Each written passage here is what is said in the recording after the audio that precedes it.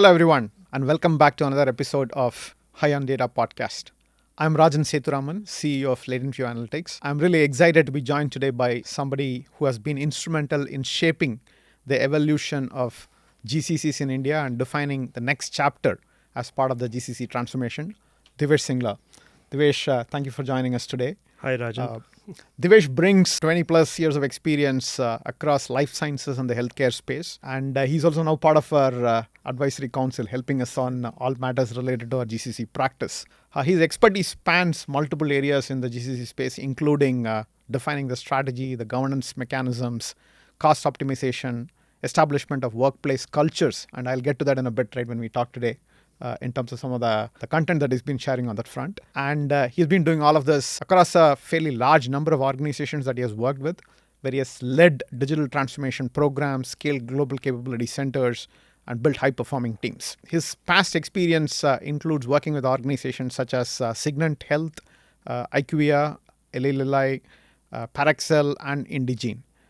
As India's GCC ecosystem evolves to become more and more significant in the context of what is happening within the technology and now more recently, right, the AI and the innovation space, there is an expectation that it will be contributing significant value, right, up to $100 billion by the year 2030. And we are really excited to be working with leaders like Divesh, who are at the forefront of defining what is the art of the possible there and helping companies think through their plan of strategy, execution, and action as well.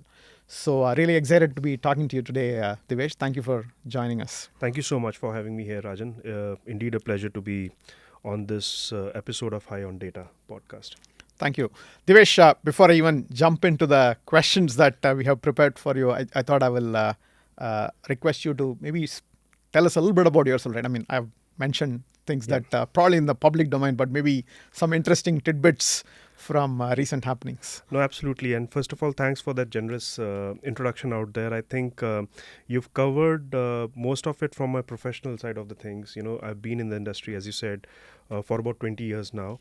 I have been a thorough, a through and through life sciences and healthcare kind of a person, you know, starting from my education and all the experience that I've had over the last 20 years. It's something which has always fascinated me ever since I've joined this industry. And I think the passion really gets driven from the fact that at the end of the day, when I look back what I did, somewhere that gets connected to the point that I made maybe a small difference in the life of a patient somewhere in the world. So I think that's the kind of passion that kind of comes in. Outside of work, you know, someone who had been a competitive cricket player at one point in time during my lifetime, I am highly into music and theater.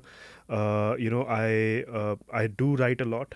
You know, these days I'm writing expressing myself on LinkedIn particularly, but then outside of LinkedIn and outside of some of those professional forums also, I am blogger as well. You know, just trying to express myself out there. So yeah, I think life has been keeping busy, you know, between the professional side of it and the personal side of it with the family and all. So, yeah. Right. No, I mean, a lot of that content that you're referring and talking about has been very inspirational, right, for me and for other people, right, that follow you as well. Sure. And I do want to get into some of that, right, as we are having this conversation. I talked about the GCC space, right? I mean, this is a space that we have been getting into in recent times. I think our effort in particular, while we have been working with GCCs in India for some time now, right? And when I say some time, I'm talking like 10 plus years. The India-specific action has been hotting up in the last couple of years, right? With everything that's happening and what we hear and see. And I know that this is a really exciting time, right, as far as global capability centers are concerned, right? But however, many of them still talk about how all of the investments that they might be making into new technologies, artificial intelligence in particular, right, their expectation of driving innovation may not necessarily always yield the kind of impact that they are looking for, right?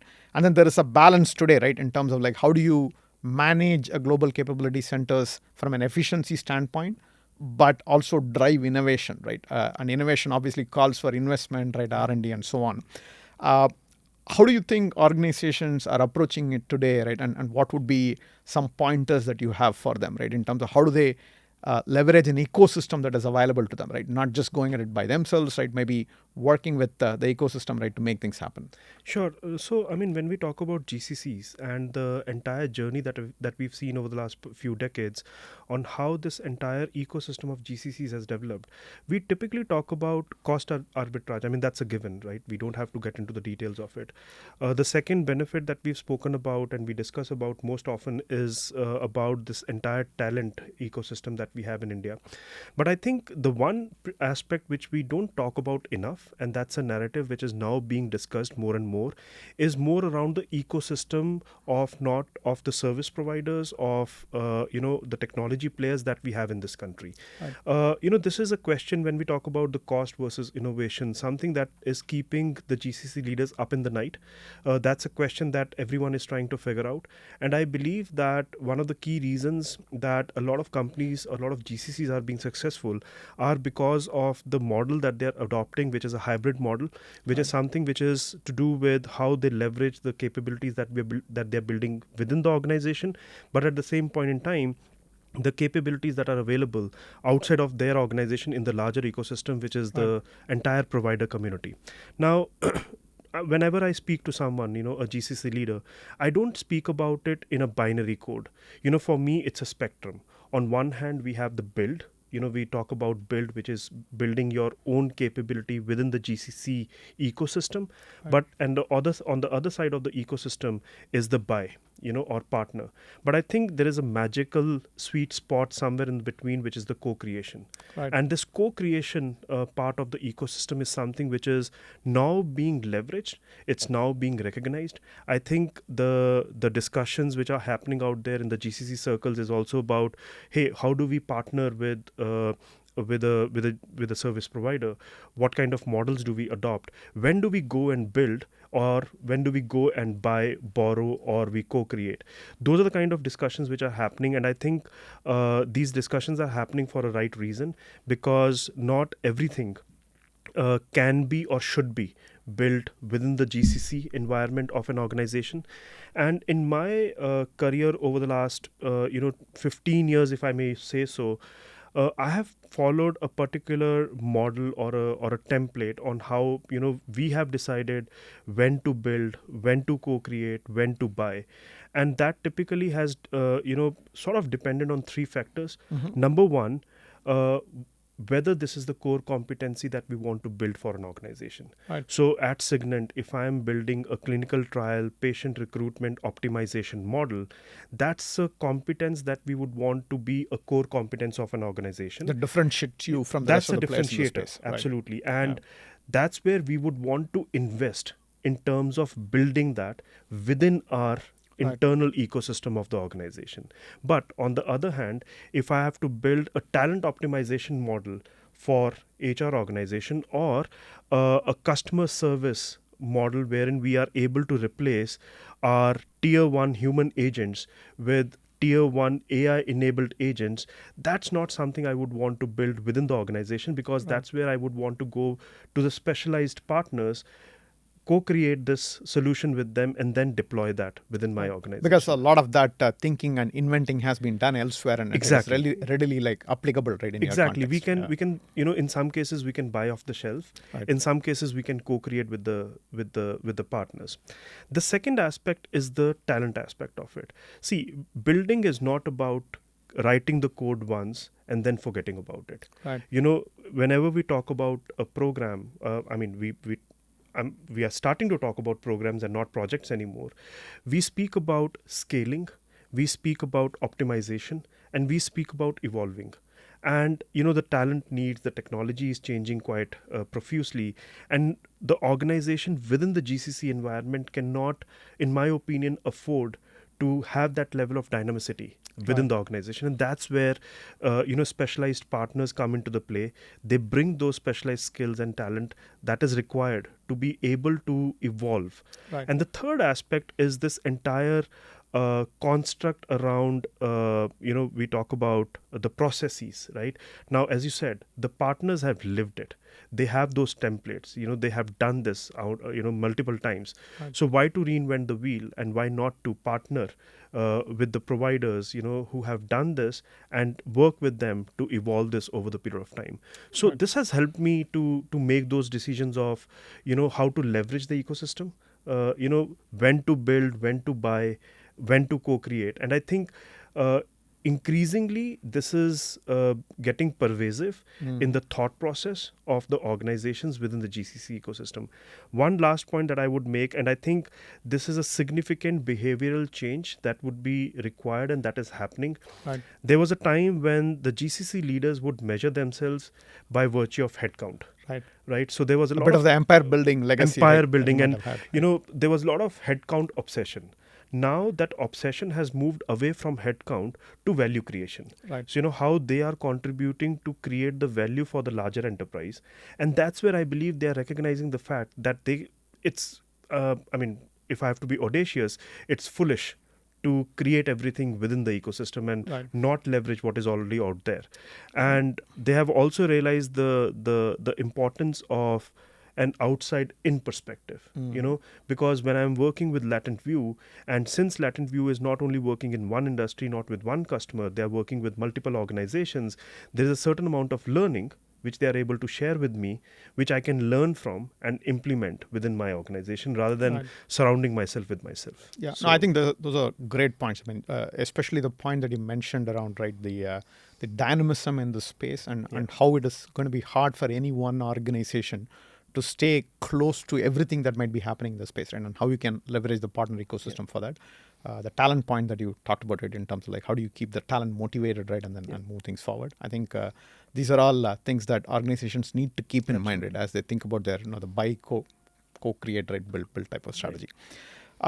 We are also seeing a lot of reports in recent times about how AI initiatives, in particular, right, they are not really delivering the kind of returns and impact, right? I mean, there are studies by McKinsey and others, right? MIT, for example, right, that talk about this. But they also point out that in many instances, because there is a data issue or a governance issue, right, or the structural framework that is in place, right, might not be set up in the right fashion. How do you think GCCs can leverage partners on that front, right? I mean, do you see some amount of that external thinking that you talked about, right, coming in on those fronts as well, right, in response to these challenges? I mean, when I read that MIT report, which is making rounds a lot, I was not surprised with the numbers that they had quoted. I think they had quoted somewhere around 95% of POCs Correct. getting failed. Correct. And the reason I was not surprised is because when we talk about, and this is not necessarily only limited to GCCs, but if I have to speak about it from the perspective of the GCC ecosystem that we have, there are two things which I can speak about. Number one, in most cases, the companies that aspire to be AI first companies, invariably they are getting into the trap of AI for the sake of AI kind of a mindset, wherein instead of starting with the problem statement, they are starting with a solution. Hey, how can we deploy generative AI? So I think that's one. The second aspect, Hammer in search of a nail. Absolutely. Yeah. And I have lived that myself through different phases of my experience. And the second aspect is, and I think this is more pertinent to when we talk about the provider ecosystem, is that most of these organizations, they don't think about their AI initiatives as programs. They think about it as projects. And invariably, they get trapped into that mindset of POCs. Right. So we are in a very POC intensive time at times as we are living through. However, I believe this is something that is being challenged because of the productivity issues. I believe that most of the POCs, I mean, the winner organizations are the ones which kill 80% of their POCs within 90 days because they are able to understand whether that particular initiative is bringing value to them or not, Right. or is it just another expensive scientific experiment that they're doing. Right. And I think this is where the organizations, which are the so-called the service provider organizations, play a very important role, because again, going back, they have lived through this space, time and again. The use cases that they bring to the surface, they have deployed these use cases in more than one organization. They understand the technology well. They understand whether that particular use case can be deployed in a particular customer organization or not. Right. And then the other aspect is this entire structural construct. What kind of operational readiness is required for those use cases to be defined and deployed beyond POC stage. Right. What is it? What is the kind of infrastructure that would be required? We talk about data a lot, right? We get to a point wherein we build a model and then we realize, hey, I may not have the data structured in the right way for this model now to be taken to a production stage. Right. And a lot of times, or rather most of the times, the provider organizations understand, that aspect of it. I think the only flip side is a number of times the provider organizations tend to overcommit on certain things. And that's, typically the pitfall that they sort of get into. Right. And as long as we are able to manage that kind of an expectation setting with the customer, the GCC ecosystem is increasingly working with the provider ecosystem to ensure, once again, going back to the narrative of co-creation, pure versus pure build, or buying those solutions from the provider organizations. So this entire POC, we will have to get out of the POC mindset and get into that production mindset quite quickly. Right. No, I think, one of the things that we have been talking about is how we need to play the role of an AI integrator of sorts, right? Just like how systems integration was a fairly important phenomenon, right, over the last 20 years. Bringing together multiple components and multiple applications so that you can actually still be able to exchange data, right, and then have systems talk to one another. Today, with the evolving tech landscape and the optionality that is there in every layer of the tech landscape, the ability to understand that optionality and then figure it out from an enterprise context and enterprise readiness perspective is something that we see as very important. So I can Absolutely. see how what you're saying there resonating with that thought process as well. We talked about the talent part of it, right? How the move is away from that empire building or headcount, right, to one which is more focused on innovation, right? But then innovation also means that you're able to understand what it means, right? And one being able to, from a talent perspective, right, it means that you're able to source the right kind of capabilities and skill sets, right? Where are organizations constrained today, right? In your experience, when you have gone to source and find the right talent, what kind of challenges have you encountered and how have you tackled them? See, we can define talent in two ways. One is we can define them as warm bodies. And quite honestly, finding warm bodies in terms of human beings out there is not necessarily as difficult. Right. But the challenge is when you put the layer of skills on top of it. Let me give you an example. I was in one of my roles engaged in building a quality control system, which required someone who understands the FDA regulations, who understands how machine learning programming works, and at the same point in time who also understands the nuances of how the quality control and the regulatory aspects work together. Now, this is a kind of a combination of skill set which I would call as a unicorn skill set. Right. So finding such kind of talent is very difficult. I don't think it would be realistic for me to say that I may find a few folks, but then if I have to scale that particular project into a program, I would not be able to scale that because finding those number of people would definitely be very difficult. You need some kind of alternate models to tackle that challenge then. And I think that's where this entire concept of co-creation comes in. Right. And see, as a GCC leader, my focus has always been in terms of preserving, number one, building and scaling the domain expertise.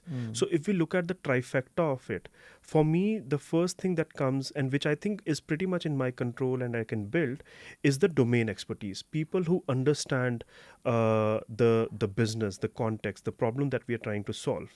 The second aspect to this on this trifecta is around the operational excellence and how we will operationalize that. Right. And I think that's a space wherein a combination of the skills from my organization and my partner organization would come and play a role, because I would know the nuances on how the things can be navigated through within my organization, and my partner would know what are the best practices in that space.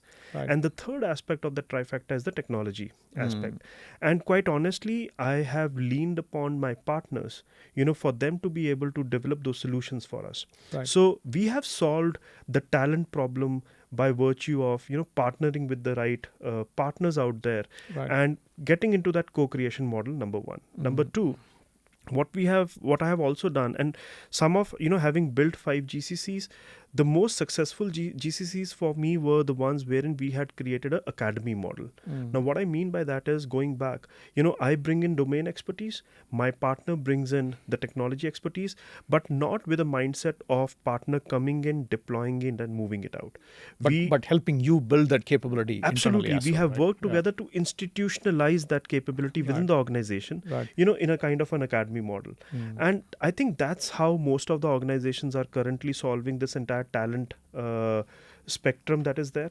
And I see that that increasingly working out. It has worked perfectly for me, wherein, we have kind of solved this talent problem through this co-creation model. Talent and how you need an ecosystem of talent, right? Talent coming from the parent organization, maybe from the GCC construct, and then also this external service providers and partners that you can work with.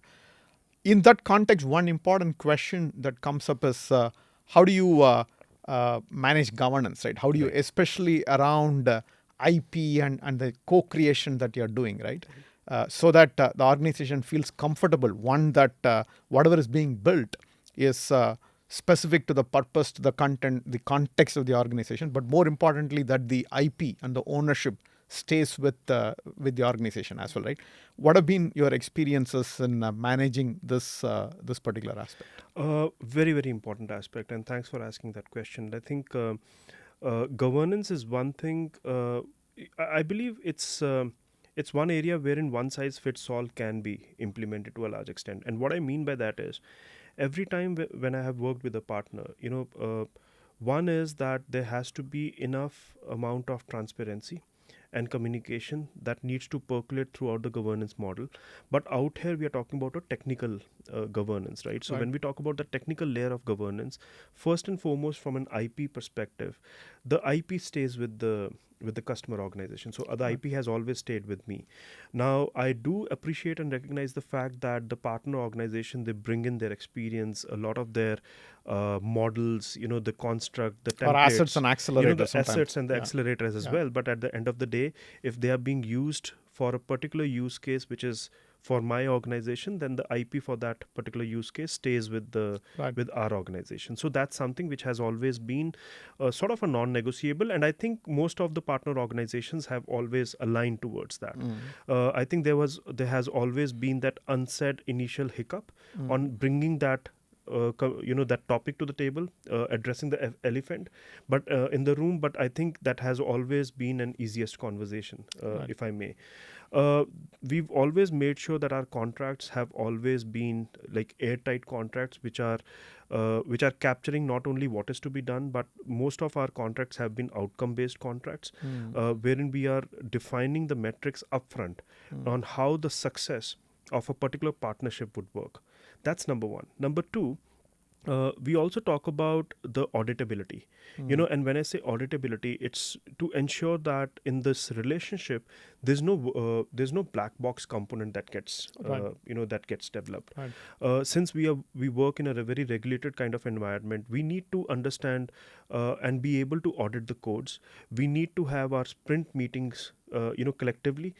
We need to look at, okay, what is the kind of deployment plan that we have. So all that needs to be discussed upfront and very well, very clearly articulated and put that out on the table. Right. And the explainability as well, right? Meaning that, especially if your models and whatever you're building are informing decisions that are going to impact your customers, your patients, right? Then that becomes super important. Yeah. And then and then from a governance perspective, there comes this entire layer of, okay, how often are you meeting and how you are reviewing the progress. So I've always worked on a concept of having a technical review board in the process, wherein the the participants from both the organizations are there. They know the roles that they're playing, but there is a collective review of the entire program that happens, and which is measured against the timelines, the metrics that we had defined for ourselves. So I think the key to the entire governance piece is, number one, the upfront clarity on the roles and responsibilities, the upfront clarity on what is acceptable to each partner and what is non-negotiable, Right. and the most important aspect is the ongoing trust, transparency, and communication. As long as these three things are being met with, I haven't faced a lot of issues. Now, I wouldn't say that it has always been a cakewalk. I wouldn't say that it has always been a perfect scenario, but I think having worked with some of the partners that I have in the past, that level of trust had been developed, that level of comfort had been developed, that if there was something which was not going right on their front, we were able to go and have that communication and that discussion openly, and vice versa. So as long as the partner is not bringing in the mindset of a vendor, and rather they come in with the mindset of a co-creator, and they are willing to call the shots if something is not going right, even if they have to take a hit on something, it works pretty well. Got it. No, I think makes a lot of sense. I mean, two things that came to my mind, right, as you were saying this. One is in many instances when we bring assets and accelerators into a ongoing initiative, right.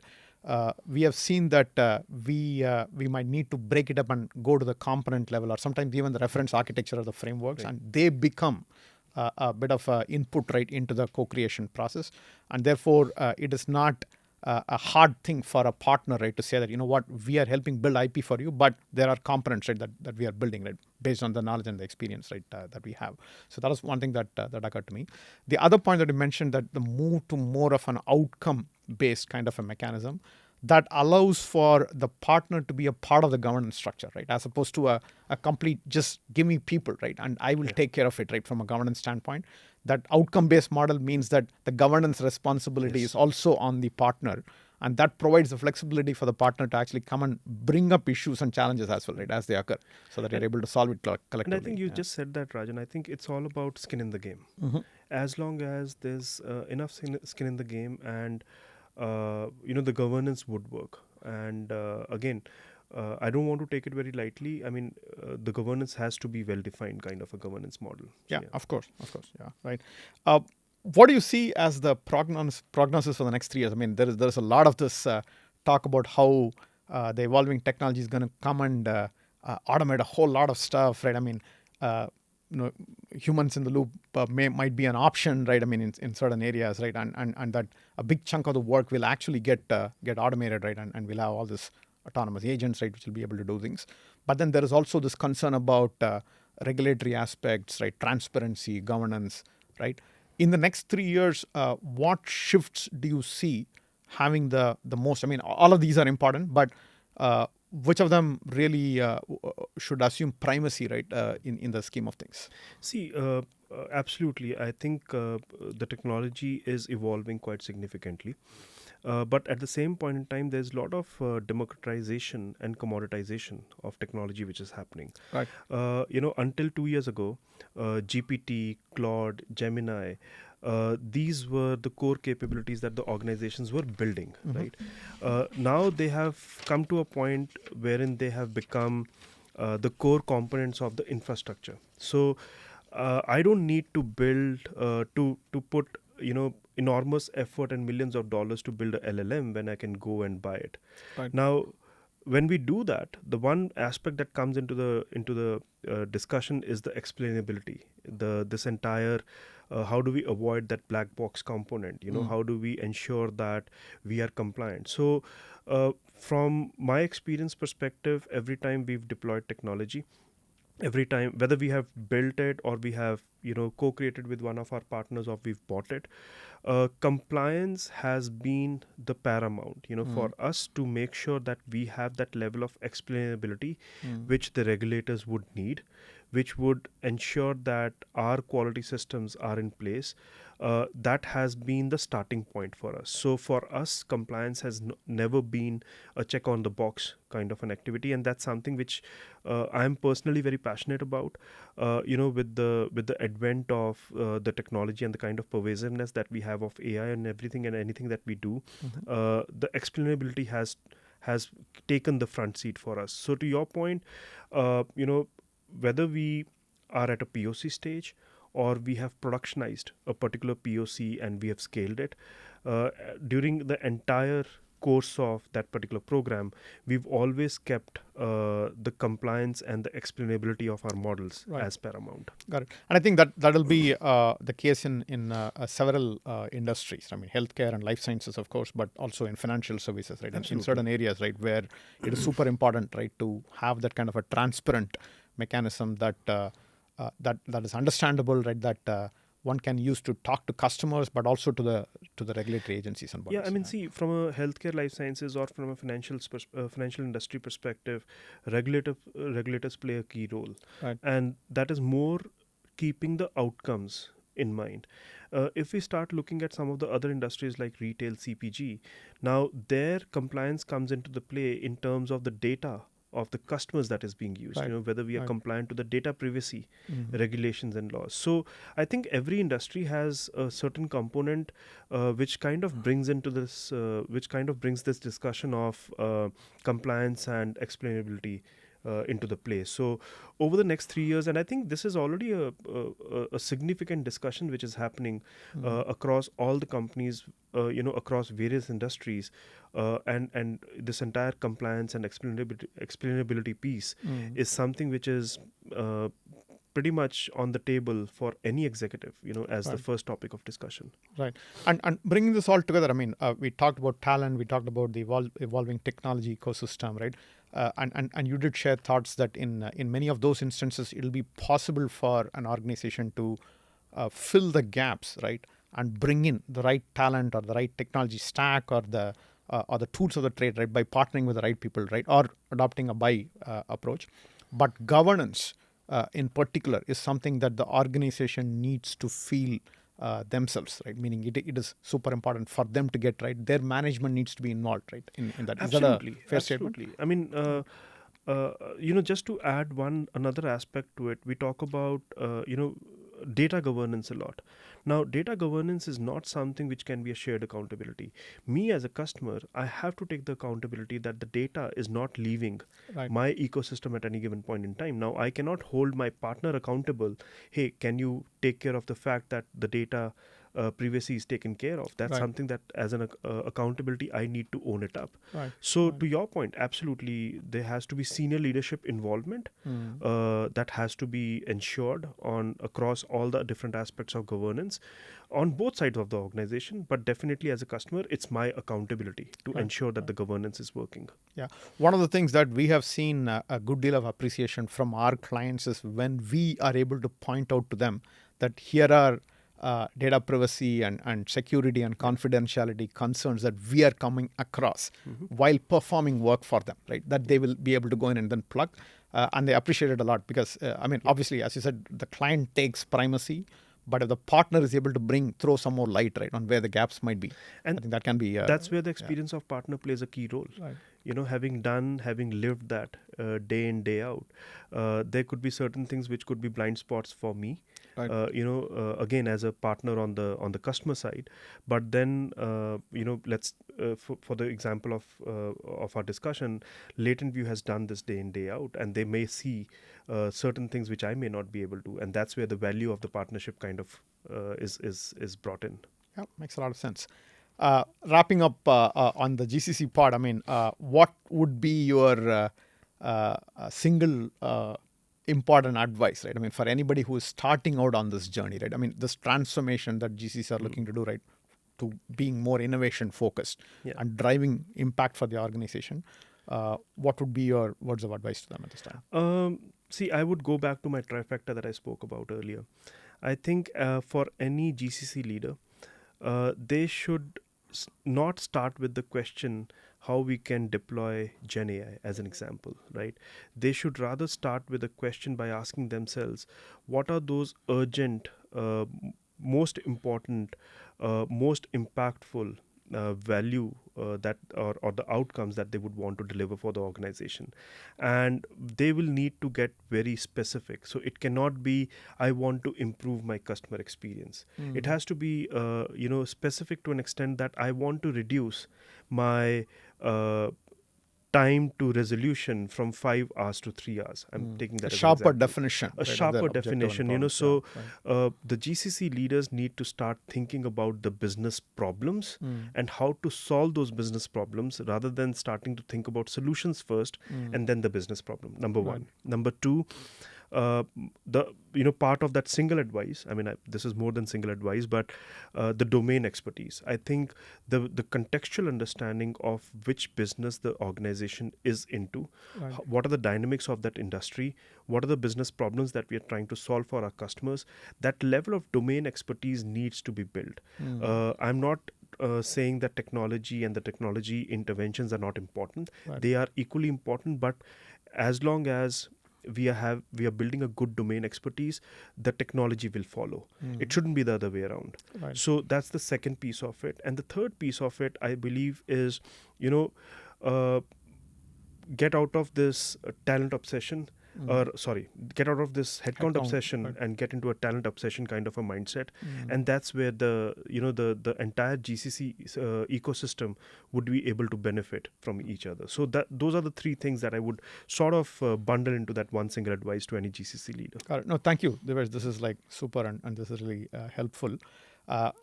Taking a segue from the talent point that you mentioned, right? I know that some of the content, the blogs and the articles that you've been putting out have been focused on culture and talent, right? Yeah.